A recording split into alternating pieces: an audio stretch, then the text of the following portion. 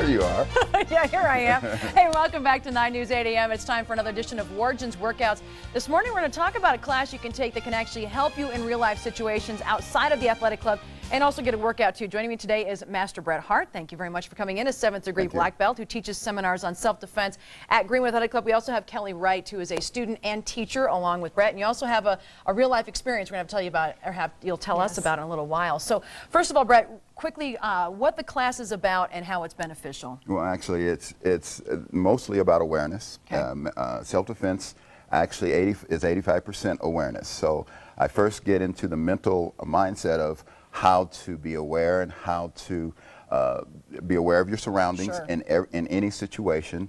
So there's different situations, different scenarios that happen in different places. Right. So there's number one things that assailants look for. There's number two things assailants look for, and it just keeps going in that direction. So what I do is I give a lot of information on how that works just before an assailant wants to attack a person. Beyond awareness, there's obviously the physical things that you can do, and that's what we're going to talk about a little bit today. And I call that the Plan B. Okay. Because hopefully the 85% to 90% of the awareness is going to take care of it, so you never have to go to the Plan B, but there is a Plan B. Let's show us some Plan B stuff. Okay, what's our first thing that we're going to do? What this is what it's called a bear hug. Okay. So what I'm going to do is put a bear hug on you. All right. And Kelly's going to explain to you what to do. You're kind of strong, Brett. Right now you can see his thumb is exposed. You're going to go for the first extremity that you see, pull back. Pull back on his thumb? Exactly. Stomp one of his feet as hard as you can. Okay. Free up one of your elbows and actually come and strike to the cheek. Like back this way? And with exactly. With the elbow. Oh, okay. Come back. There you go. Like you mean it, and run like the wind. Here we go. Okay. So great.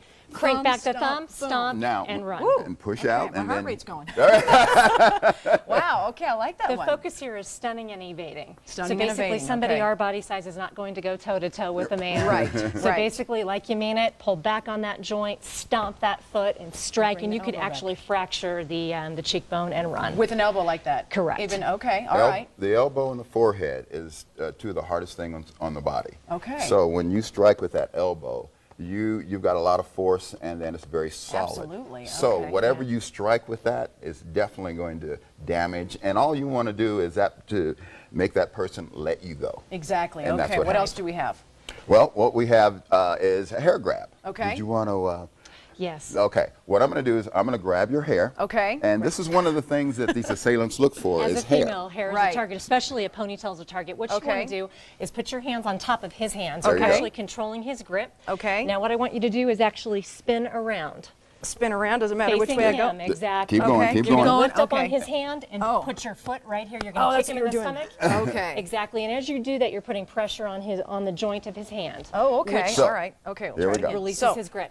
Spin around as quickly as you can. Raise up on his arm and kick. And you can go ahead and kick me too. I'm ready for it. I'm ready for it. Exactly. He's ready for you. I'm ready for it. Spin and yeah. Exactly. Like that? Is that what you're looking for? But you should let me go so I can fall. Oh, I see. Can't hold on to you? Guess that'd be smart, wouldn't it? That would be. And as you spin around, you really want to focus on pressure on that joint because he's immediately going to drop. Right. And kick him like you mean it. Okay. Now, when you guys do this, as we talk about a workout potential with this, I mean, just this got my heart rate going. Adrenaline. How much do you have people practice? How often when you do these classes? Well, actually, the kicks are very aerobic, and can be anaerobic. Okay. So that actually gets your heart rate and keeps it up, and actually gets your adrenaline going. Sure. And what I teach is using your adrenaline for your good. Right. A lot of times, what will happen in a fear situation, the adrenaline will shut you down. Versus taking deep breaths and then actually allowing the adrenaline to actually work for you. Well, mine even went up and I know that you're not going to hurt me, but just to even have somebody, pulling your hair like that, And that's what we do at the end of the self-defense. I do an attack on everyone. I gear up, pad up, and they actually have to get out of that bear hug with everything that they've learned throughout the whole self-defense class. That's great. That's great. You guys, thanks so much for showing those couple of moves. Oh, my pleasure. Your next class is coming up June 9th at Greenwood Athletic Club. You do not have to be a member to participate. They have 2 fees if you are a member or not. So Well, hopefully get some more people in that class. It's a great thing. Well, I appreciate it. You betcha. You know, I don't know if we have time to really quickly tell your story real fast. Absolutely. I have been a student of Master Hart's for 8 years. Actually, probably a week after I graduated from my self-defense class in office here downtown, I had been in my office for 5 hours, came back from the copy machine, everything had been locked up, walked into my office to find a man inside. About to go for the drawer, obviously looking for my purse. Very quickly, within 30 seconds, sized up that he was impaired, probably on some form of a drug, could not see any visible weapon. It's incredible how quickly your mind will size it up. I was able to basically shoulders back, very confident, ask him if he needed anything, kind of step back, escorted him out. As he was in front of me, I could tell he had a very large backpack.